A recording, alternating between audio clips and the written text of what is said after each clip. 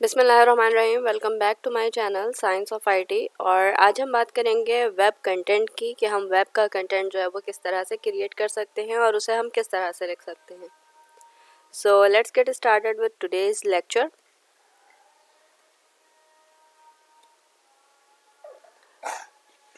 सबसे पहले हम देखते हैं कि वेब कंटेंट है क्या। वेब कंटेंट आप ये कह लें कि वेबसाइट पर मौजूद जो भी हमारी कम्युनिकेशन की राइटअप होती है या जो हमारा डिजिटल इंफॉर्मेशन होता है वो हमारा वेब कंटेंट कहलाता है। अब इसके साथ जो है वो अगर हम इसकी कैटेगराइजेशन की बात करें तो इसमें बहुत ज़्यादा बड़ी मकदार में जो है वो ब्लॉग्स मौजूद हैं, वीडियोज़ हैं और इमेजेस हैं। ठीक है। अच्छा, इसके अलावा हमारे पास कुछ इन्फॉर्मेशन साइट्स भी होती हैं जिस पर आपको जो रिक्वायर्ड इन्फॉर्मेशन होती है वो आपको मिल जाती है। तो इस तरह की चीज़ें जो है वो डेफिनेटली इसका जो मटेरियल है वो भी राइट किया जाता है। और उसमें जो है वो ज़रूरी जो इम्पोर्टेंट सबसे जो इम्पोर्टेंट तरीन जो बात है वो ये है कि वो क्लियर होनी चाहिए। ठीक है, मतलब उसमें जो आप कॉन्सेप्ट पेश करें वो बिल्कुल ही क्लियर हो और ईजी टू कम्युनिकेट हो। ठीक है, अब सबसे पहले हम देखते हैं कि जनाब हमारे पास क्या जो है वो 4 बेसिक एलिमेंट्स हैं बेहतरीन जो है वो वेब कंटेंट डेवलप करने के लिए। सबसे पहले है आपके पास रेलेवेंस में आपको जो है वो पता है कि जनाब हमारे पास कीवर्ड्स अच्छी होनी चाहिए। आपके पास जो है वो जर्नी होनी चाहिए, मतलब what you are writing from where you are starting and from where you are going to end. ठीक है, तो ये सारी कहानी आपकी जो है ना वो बिल्कुल एक स्ट्रॉन्ग वे में होनी चाहिए। फिर अगर आप बिजनेस स्ट्रेटजीज़ की बात करें तो उसमें गोल और स्ट्रेटजी बहुत ही क्लियर होना चाहिए। स्ट्रक्चर की अगर हम बात करें तो इंफॉर्मेटिव स्ट्रक्चर होती है, राइट फॉर्मेट होता है। ठीक है, राइट फॉर्मेट मीन्स कि आपकी जो है वो फॉर्मेट इस तरह से होना चाहिए कि अंडरस्टैंडेबल हो, प्रोग्रेसिव हो, ठीक है, इनवोकिंग हो। सही है। इसके अलावा हम अगर क्लैरिटी की बात करें तो ये सबसे इम्पॉर्टेंट पॉइंट है कि इसमें जो है चूँकि हमारे जो ऑडियंस हैं वो वैरी करते हैं from different age limit to different mind set, और मतलब साइकोलॉजिकल डिफरेंस भी आता है, सोशल डिफरेंस भी आता है, क्योंकि वेबसाइट्स जो है वो बहुत सारे लोग देख रहे होते हैं। ठीक है, तो दैट्स वाई जो है वो क्लियर होना चाहिए और अंडरस्टैंडेबल होना चाहिए कि लोग उसे ईजिली समझ सकें।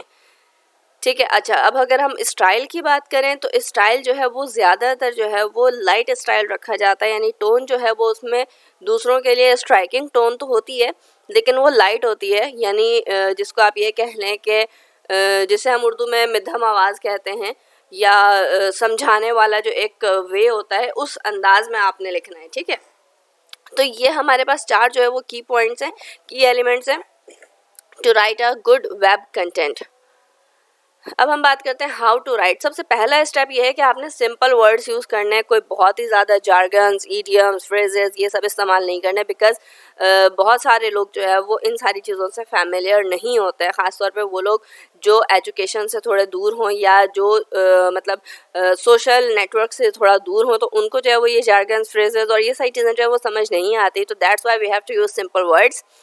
ठीक है, फिर हम कीवर्ड्स की बात करते हैं। जैसे अगर मेरा कोई कम्युनिकेशन का एक टॉपिक है तो उसमें जो है वो कुछ स्पेसिफिक कीवर्ड्स होंगे। ठीक है, लाइक सेलफोन है, लाइक कम्युनिकेशन के लिए इंटरनेट है, कुछ इस तरह के हमने कीवर्ड सेट करने होते हैं जिसके इर्द गिर्द हमने अपनी कहानी जो है वो घुमानी होती है।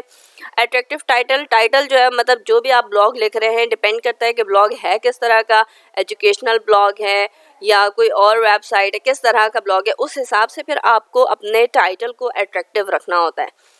ठीक है। अच्छा, इसके अलावा हम रखते हैं अपने सेंटेंसेस को शॉर्ट। जैसे हम एकेडमिक वे में जब लिखते हैं तो हमारे सेंटेंसेस काफ़ी लंबे लंबे होते हैं, तो इसमें क्या करते हैं हम सेंटेंसेस जो है वो छोटे लिखते हैं और अट्रैक्टिव लिखते हैं। ठीक है। अच्छा जनाब, इसके बाद जो है वो हमारे पास क्या है, इन्वर्टेड पैरामिड वाली कहानी हमने कंटेंट राइटिंग में देखी थी, और ये समझ लें कि यहाँ पर जो कॉन्सेप्ट है राइटिंग का वो इन्वर्टेड पैरामिड वाला है। और यहाँ पर जो है वो हम इन्वर्टेड पैरामिड से हम क्या लेते हैं, लाइक जो हमने प्रीवियसली पैरामिड को डिस्कस किया था उसमें हम सिंपल और कीवर्ड से इस्तेमाल स्टार्ट करते हुए हम जा रहे थे फ्रेजेस पर, इडियम्स पर, इन सारी चीज़ों पर, और फिर जो है वो अपना एक अफेक्टिव एकेडमिक कंटेंट डेवलप कर रहे थे।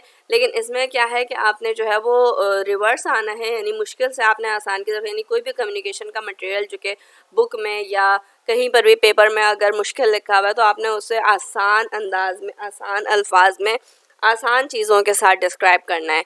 ठीक है, that's why it is said to have inverted pyramid structure.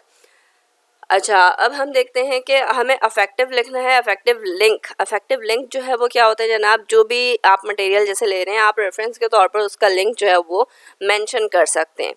ठीक है। अच्छा, कुछ ब्लैंक पोर्शंस भी जो है वो हम छोड़ते हैं ताकि उसमें जो है अगर किसी ने मज़ीद जो है वो अपडेट करनी है या कोई चीज़ उसमें डालनी है तो वो डाल सकें। ठीक है, अब हम आते हैं आगे और देखते हैं कि जनाब हमारे वेब कंटेंट में कितनी चीज़ें मौजूद हैं। हमारे वेब कंटेंट में देखें हमारे पास बहुत सारी चीज़ें हैं। ब्लॉग पोस्ट है, प्रोडक्शन डिस्क्रिप्शंस हैं, ईमेल्स हैं, वीडियो वगैरह की जो हम डिस्क्रिप्शन लिखते हैं वो है, ई बुक है, सोशल मीडिया के पोस्ट होते हैं। ठीक है, एसईओ राइटिंग है। इसके अलावा जो है वो हम जो है वो न्यूज़ लेटर भी लिख रहे होते हैं। तो आज जो है हम अपने टॉपिक को जिसको कवर करेंगे वेब कंटेंट में एक एक करके इंशाल्लाह हम ये सारी चीज़ों को कवर करेंगे और देखेंगे किस तरह से इन्हें लिखा जाता है। लेकिन आज के हमारे टॉपिक में है एक ब्लॉग पोस्ट। ठीक है, तो आज जो है वो हम देखने जा रहे हैं अपना एक अदद blog post. So let's get started here. Okay guys, तो आज जो है वो हम देखने वाले हैं 3 छोटे छोटे से हम टॉपिक पर ब्लॉग में जिस तरह से हम लिखते हैं, ब्लॉग की राइटिंग जिस तरह से होती है, हम उस वे में जो है वो 3 चीज़ों को कवर करने जा रहे हैं। That is formatting, referencing and reviews. ठीक है, रिव्यूज़ वाला सेक्शन हमने इससे पहले भी अपने एक लेक्चर में कवर किया है। तो अगर आपको रिव्यू वाला जो है वो सेक्शन देखना हो तो आप वहाँ से सर्च कर सकते हैं। अच्छा, फॉर्मेटिंग की अगर हम बात करें तो सबसे पहले तो है हमें कुछ चीज़ों को कवर करना होगा कि फॉर्मेटिंग जो है वो किस तरह से होती है। तो मैं क्या करूँगी, मैं जब भी ब्लॉग स्टार्ट करूँगी लिखना तो उसमें मैं कुछ अपने बुलेट पॉइंट्स बनाऊँगी रिगार्डिंग फॉर्मेटिंग। ठीक है, फॉर्मेटिंग है, रेफरेंसिंग है और मेरे पास है रिव्यू। सही है। अब फॉर्मेटिंग से रिगार्डिंग जो है वो मैं कुछ चीज़ों को जो है वो अपने वो बनाऊंगी अपना की पॉइंट, या आप ये कह लें कि कीवर्ड, जिसके इर्द गिर्द मेरी पूरी जो है वो कहानी घूमेगी।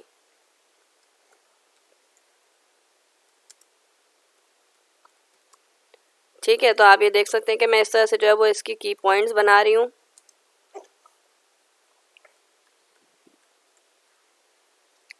बिल्कुल इसी तरह से हमारे पास रेफरेंसिंग के भी कुछ की पॉइंट्स बनेंगे।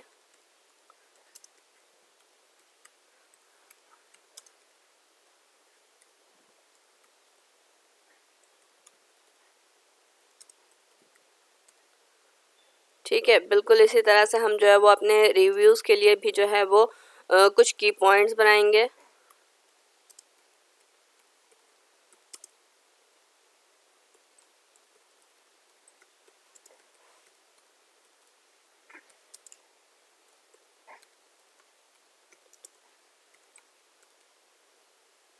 ठीक है, तो इस तरह से अब चूँकि मैंने ये कुछ जो है वो बुलेट पॉइंट्स बना लिए हैं, कुछ जो है वो मैं इसके बारे में सर्चिंग यहाँ से करूँगी इंटरनेट से, और सर्चिंग करने के बाद जो भी मुझे ऐसा पॉइंट मिलेगा उसे मैं मज़ीद जो है वो उसमें ऐड करते जाऊँगी। ठीक है, तो जब हम इस तरह से सारे पॉइंट्स को अपने इकट्ठे एक जगह सम अप कर लेते हैं तो फिर हम एटलीस्ट मिनिमम जो है वो अगर हम राइट अप करने के लिए बैठे हैं और आपके पास जो है वो सर्चिंग और आपने जो अपना गूगल से जो रिसर्च किया है वो सारी चीज़ें अगर आपके माइंड में हैं तो I guess you can easily write 500 words on it by on your own. ठीक है, यहाँ पर आपने पैराफ्रेजिंग नहीं करनी है बिकॉज ब्लॉग्स में पैराफ्रेजिंग का कोई कॉन्सेप्ट नहीं है। आपने खुद से ऐसा लिखना है कि आप दूसरों की अटेंशन को ग्रैब कर सकें।